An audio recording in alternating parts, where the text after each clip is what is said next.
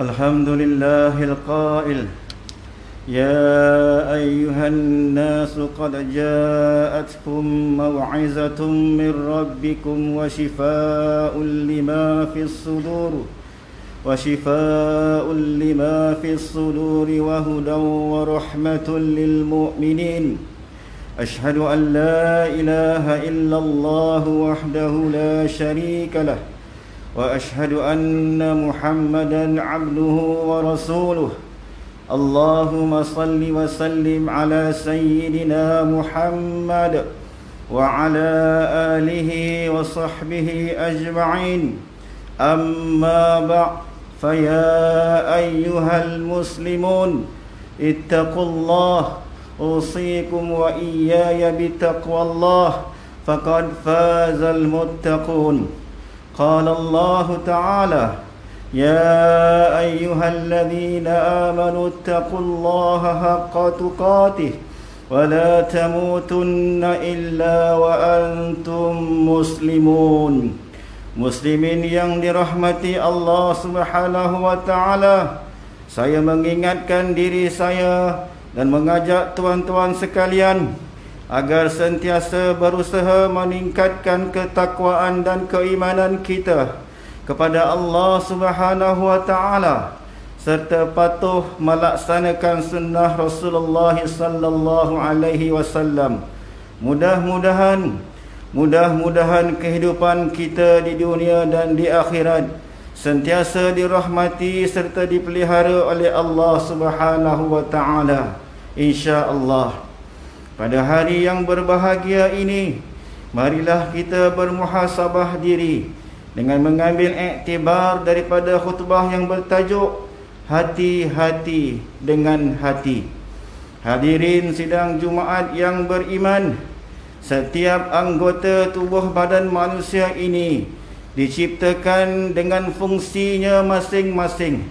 Apabila ada yang rosak, maka kerja dan fungsinya turut akan terganggu atau tidak berfungsi sama sekali.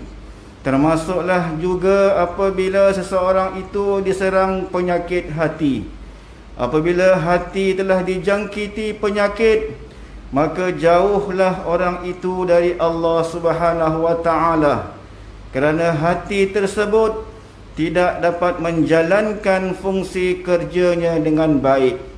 Ia tidak mampu melaksanakan ibadah pada Allah Subhanahu wa taala, bahkan semakin jauh untuk mengenali Allah Subhanahu wa taala.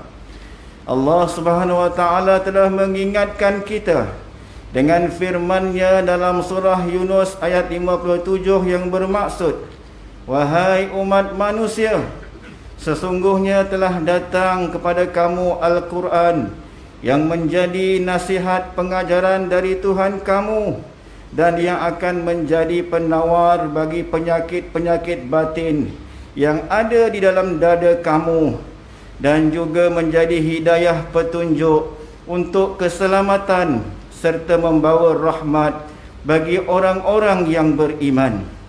Muslimin yang dikasihi Allah sekalian, penyakit hati merupakan penyakit yang sangat berbahaya. Pengidapnya tidak merasakannya. Kalaupun dia merasakannya, namun sangat sukar baginya untuk bersabar dalam mengubatinya, kerana ubat penyakit hati ialah dengan melawan hawa nafsu.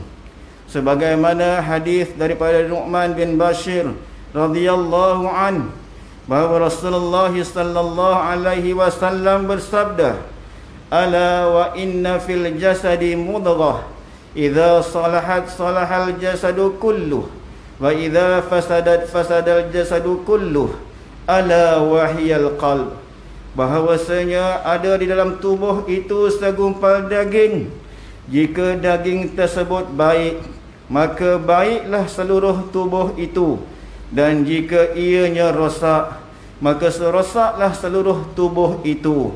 Ketahuilah bahawa segumpal daging itu adalah hati. Muttafaqun alaih. Jelaslah bahawa hati merupakan raja bagi seluruh anggota tubuh badan kita. Hati memainkan peranan penting sebagai penggerak atau peneraju sesuatu amalan, dari segi jasmani maupun rohani. Jika seseorang itu memiliki hati yang bersih, maka setiap amalan yang dikerjakannya akan menjadi sempurna dan terbaik. Tapi jika hatinya rosak, maka seluruh anggotanya juga akan rosak, dan sudah pasti ia akan lupa asal usul kejadiannya, dan sekaligus ia akan jatuh, ia akan jauh daripada mengingati Allah Subhanahu wa taala. Inilah penyakit umat Islam berzaman. Rezeki dan nikmat Allah Subhanahu wa taala dikaut semahu-mahunya. Tetapi sayang, sungguh berat untuk bersyukur dan berterima kasih kepada Allah Subhanahu wa taala yang Maha Pengasih lagi Maha Penyayang serta Maha Pemberi. Mereka beranggapan bahawa apa yang mereka miliki semuanya adalah dengan daya usaha mereka sendiri. Hadirin yang dirahmati Allah sekalian, justru marilah kita renung sejenak. Bagaimanakah dengan hati kita? Adakah ia tergolong dalam kategori jenis-jenis hati yang dinyatakan ini? Antaranya yang pertama, hati yang hidup, iaitu yang selamat dari berbagai penyakit dan kerosakan. Dalam hati ini tidak terdapat di dalamnya kecuali kecintaan hanya kepada Allah Subhanahu wa taala dan takut kepadanya. Hatinya takut akan hal-hal yang boleh menjauhkan dirinya dari Allah Subhanahu wa taala. Ia adalah hati yang khusyuk, yang hidup, dan yang sentiasa sedar akan tujuan dirinya berada di muka bumi Allah ini. Yang kedua, hati yang mati, iaitu hati yang tidak ada kehidupan di dalamnya. Ia tidak mengenal Rabbnya, tidak mahu beribadah menyembahnya. Ia hidup mengikut tuntutan hawa nafsu dan kesenangan di dunia semata-mata, meskipun apa yang dilakukannya itu mengundang kemurkaan Allah. Ia tidak menghiraukan nasihat yang diberikan. Ia hanya mengikut seruan syaitan dan pujuk rayuannya sahaja. Yang ketiga, hati yang sakit. Hati ini banyak menyimpan tenaga untuk kehidupan duniawi semata-mata, tetapi telah bersarang penyakit di dalamnya. Kadang-kadang ia boleh mengingati Allah kerana sebab-sebab untuk kehidupan duniawi, tetapi ia lebih dekat kepada kebinasaan dan keingkaran kepada Allah Subhanahu wa taala. Muslimin sekalian, setelah kita mengetahui keadaan dan kategori hati kita, maka segeralah cari penawar atau ubat yang boleh mengembalikan kesihatan dan kesucian hati kita ini, kerana setiap penyakit itu ada penawarnya. Begitu juga hati yang sakit ada penawarnya. Antaranya ialah yang pertama, zikrullah, khususnya tidak meninggalkan salat fardu dan segala fardu ain. Firman Allah Subhanahu wa taala dalam surah Al-Ahzab ayat 41 dan 42. Ya ayyuhalladzina amanu dzkurullaha dzikran katsira wasabbihuhu bukratan wa asila. Wahai orang-orang yang beriman, untuk bersyukur kepada Allah, ingatlah serta sebutlah nama Allah dengan ingatan serta sebutan yang sebanyak-banyaknya, dan bertasbihlah kamu kepadanya pada waktu pagi dan petang. Yang kedua, keraplah berdampingan dengan Al-Quran, membaca, mempelajari, mentadabbur serta memahami ayat-ayat Al-Quran. Firman Allah Subhanahu wa taala dalam surah Al-Anfal ayat yang kedua, innamal mu'minuna alladhina idza dzukirallahu wajilat qulubuhum وإذا تليت عليهم آياته زادتهم إيمانا وعلى ربهم يتوكلون.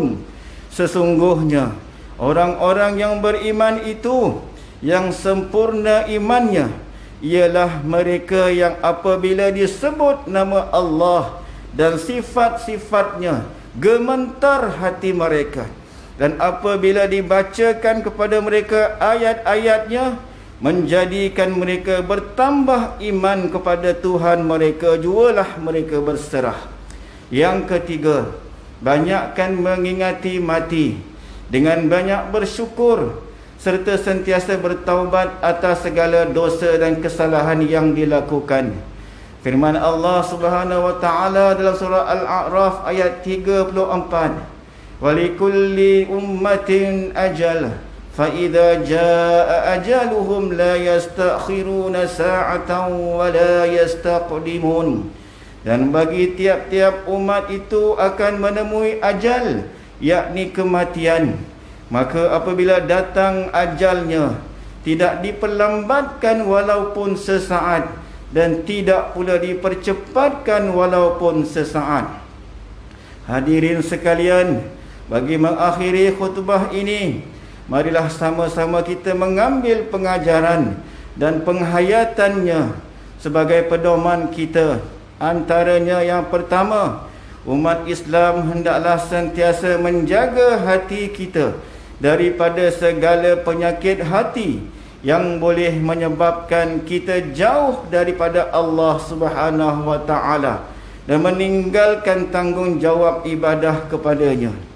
Yang kedua, umat Islam hendaklah sentiasa menghidupkan hati dengan sentiasa mengingati Allah dengan cara memperbanyakkan berzikir, membaca dan mentadabbur Al-Quran, serta bersyukur di atas segala nikmat yang Allah anugerahkan kepada kita. Yang ketiga, umat Islam hendaklah mengingati kematian supaya menjadi pendorong kepada kita untuk menjadi seorang hamba Allah yang saleh dan baik untuk agama, keluarga dan masyarakat. A'udzu billahi minasyaitonir rajim. Wa minan nasi man yaqulu amanna billahi wa bil yaumil akhir wa ma hum bimu'minin.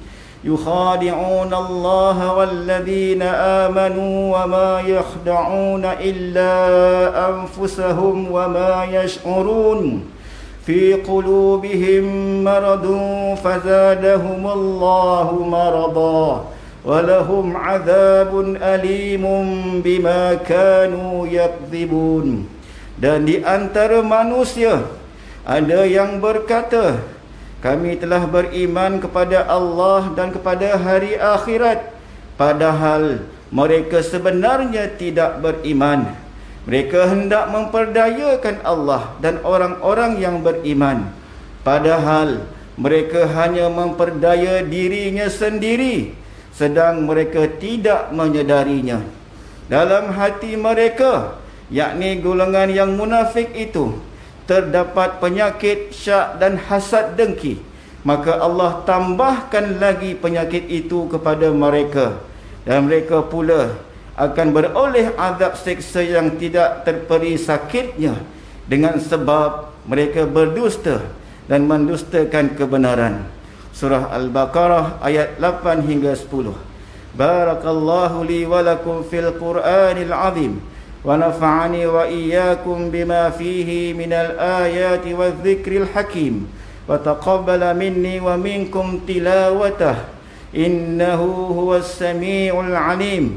أقول قولي هذا وأستغفر الله العظيم لي ولكم ولسائر المسلمين والمسلمات فاستغفروه إنه هو الغفور الرحيم.